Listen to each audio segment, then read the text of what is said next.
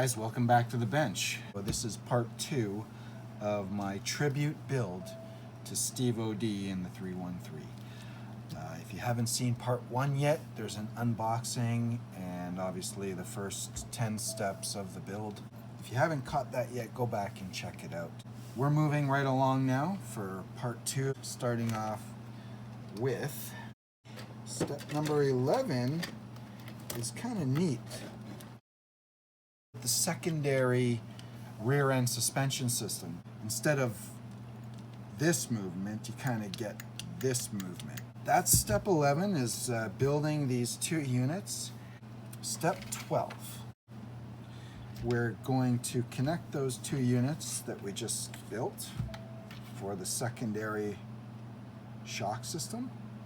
We're going to slide them into their respective slots on the chassis. So that's what it should look like by the end of step 12. Now there's a very interesting step in step 12 that's very easily missed. In step 11 there's a screw, a machine screw they tell you to add in these pieces, and its sole purpose is just to keep the torsion spring down while you install it on the chassis. And once it's installed on the chassis, there's a step in part 12 that asks you to remove those screws so that it releases the torsion spring. Step 13 is assembling the rear shocks and installing them on the chassis, which is all one step because the shock posts literally go through the chassis. So that's it, the rear end's all assembled. So you've got normal action like this, then you've got this front action like this, the torsion system that I was talking about. So all together you've got this straight up and down action. You know, I gotta say it's pretty ingenuitive for a Tamiya. I guess that's why they're geniuses and I'm not. Because I wouldn't have come up with something like that. Anyway, moving on. Step 14. In step 14, we put the main chassis aside, the chassis and the gearbox that is now connected to it. And we're going to build these rods and then the battery tray. So you have to put this interesting little gizmo together. That's what it should look like. Now on to step 15.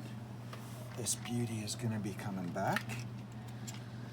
And we're going to install the tray and those 2 links that we made. At the end of step 15, when you've completed making 10 brand new threads for these screws to hold in.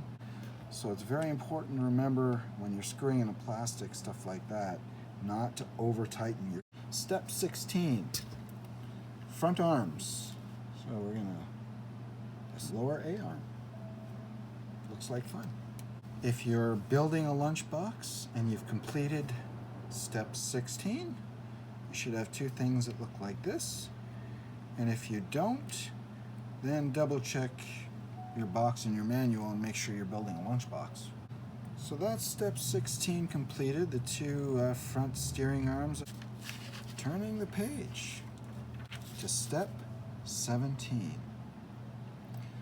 So step 17, install the front bumper by the looks of it.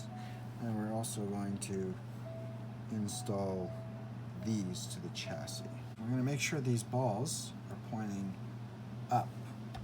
With the chassis upside down, that means, I guess technically they're pointing down. Because you want your steering rods to be able to reach those balls. Guys, it's starting to look like an RC. I feel like I could just toss the wheels on this thing and a battery and away we go.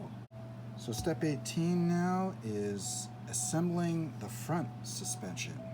The suspension's already formed. It's now we're adding the shocks or dampers, whatever you want to call it. Step 18 complete.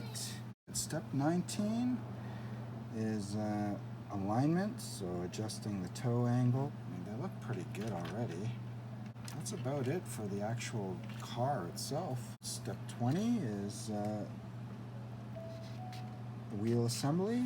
Ta-da! Step 20 complete. You didn't think I was actually going to show you putting wheels inside tires, did you?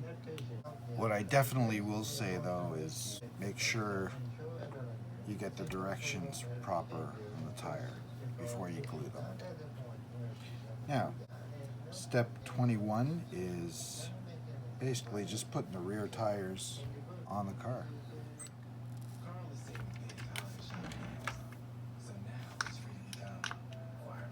So if 21 was the rear wheels, guess what 22 is?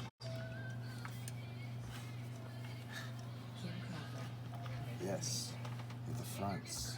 Now the fronts are different. They actually are supposed to get the BD7 plastic bushing, but of course we're putting in bearings. One bearing in the back, one bearing in the front. Slide it over the shaft, thread your nut. Grab your tool. Repeat on the other side.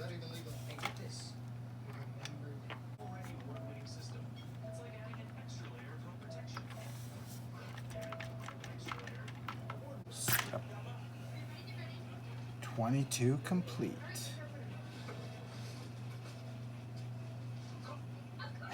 And it doesn't stop. And the bearings really do a good job. Oh yeah, I forgot this. I think this is a good rollover thing to have on, so the roof can't actually always hit the ground.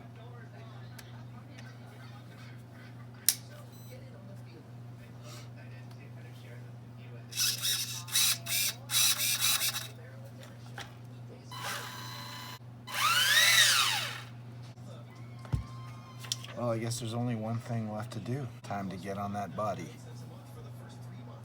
And there it is. What do you think? Paintwork's all done.